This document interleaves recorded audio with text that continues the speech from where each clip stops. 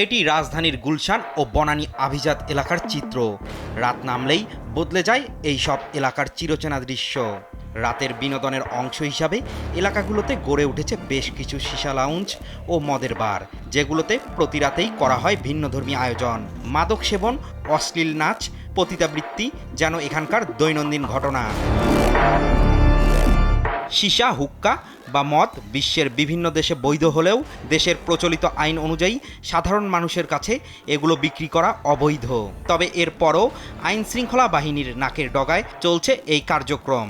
এতে প্রশ্ন উঠেছে আইন শৃঙ্খলা বাহিনীর তৎপরতা নিয়ে। এরই মধ্যে রাজধানীর বেশ কিছু সিসাবারে অভিযান চালায় আইন শৃঙ্খলা বাহিনী। আটক করার পাশাপাশি জরিমানা করা হয় বেশ কিছু বারকে। সিসাবার ও মদের বারে আইনের বাইরে কোনো কার্যক্রম পরিচালিত হলে তাৎক্ষণিক ব্যবস্থা নেওয়ার কথা জানান ডিএমপির মিডিয়া বিভাগের ডিসি। অনেকগুলি আছে আমাদের ইনফরমেশন থাকে যে অবৈধ ভাবে লাইসেন্সবিহীন বার পরিচালনা, সেরকম ইনফরমেশন দেয়, সেগুলো অভিযান পরিচালনা করে। আবার কোথাও কোথাও আছে যে লাইসেন্স নিয়েই বার পরিচালনা করে, কিন্তু লাইসেন্সের শর্ত সবসময় প্রতিপালন হয় না। সেখানে মাদক অবৈধভাবে বেচা কেনা হয়, যাদের মাদক গ্রহণের অনুমতি নাই বা লাইসেন্স নাই, বৈধ লাইসেন্স নাই, তারাও সেখানে মাদক গ্রহণ করে। এরকম কিছু শর্ত ভঙ্গের বিষয় থাকলে সেখানে অভিযান করে এবং আইনগত ব্যবস্থা গ্রহণ করে। এদিকে সিসা লাউঞ্জে যদি নিকোটিনের মাত্রা আইন নির্ধারিত সীমার মধ্যে না থাকে, তবে সেগুলোর বিরুদ্ধে ব্যবস্থা নেওয়ার কথা জানান মাদকদ্রব্য নিয়ন্ত্রণ অধিদপ্তরের আইন কর্মকর্তা মোহাম্মদ আশরাফুল আলম।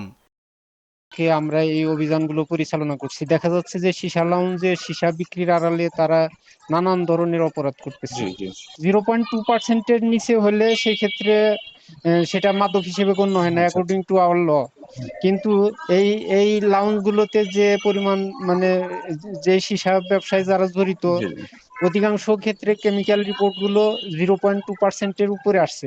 সেগুলোতে আমরা অভিযান চালিয়েছি। বিশেষজ্ঞরা বলছেন সিসা লাউঞ্জে ব্যবহৃত ফ্লেভারগুলো বাংলাদেশ বিজ্ঞান ও শিল্প গবেষণা পরিষদের পরীক্ষায় উত্তীর্ণ এবং নিকোটিনের মাত্রা আইনসিদ্ধ সীমার মধ্যে থাকলে বিক্রির অনুমতি রয়েছে। এতে নির্দিষ্ট শর্তে ব্যবসা পরিচালনার অনুমতি দিয়েছে আদালত।